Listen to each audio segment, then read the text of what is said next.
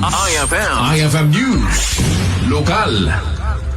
Agtultuloy di programa ni Presidente Ferdinand Marcos Jr. ang libreng bigasa para kadagiti ada iti vulnerable sector. Iti panagturong tayo iti National Food Authority ket ditoy ang kinuna ni Engineer Jonathan Corpuz mangimatmaton iti nasong ahensya ada itoy a benteng bigas program ti Presidente ket napintas launay a suporta para kadagiti mangalap, manlalon, PUV drivers, senior citizens, PWDs ken solo parents. Ito'y P20 nga programa apo iti gobyerno ket iso datoy makagatang na kita kakailian tayo iti good quality nga bagas at 20 pesos per kilogram.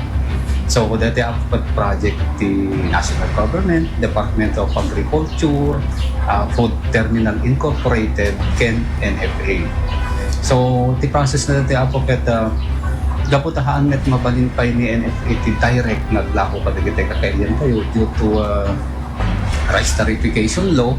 So ni FTI kani DAAT parang mangi-distribute. So ni FTI apo ti parang gatangin na kadatayo dito yung bagas, then i-distribute na dito yung compound tayo dito yung madamay tatang makikita tayo tatang.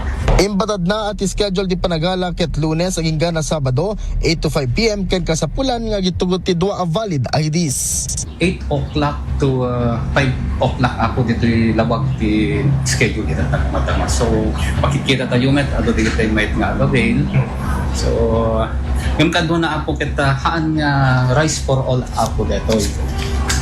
Para kadigitay farmers, digitay members ti vulnerable sectors, ken transport group up dito. So masapol nga adda ited da nga when ipakita da nga ID da, and then first come first serve ako no may lang dito sumurak dito office me ti compound me at the staben number stagnated ni kada pa natap na iti kas tagat awan ti agi nimon kasi baka ibagatang ato pagpapuran.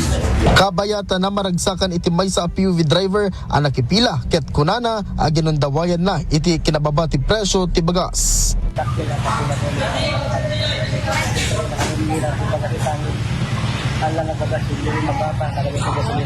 Inlayon ni Engineer Jonathan Corpuz nga dapay iti makaanay a bagas para iti amin. Para iti IFM News, Idol Lawrence Martinez, Tatak IFM.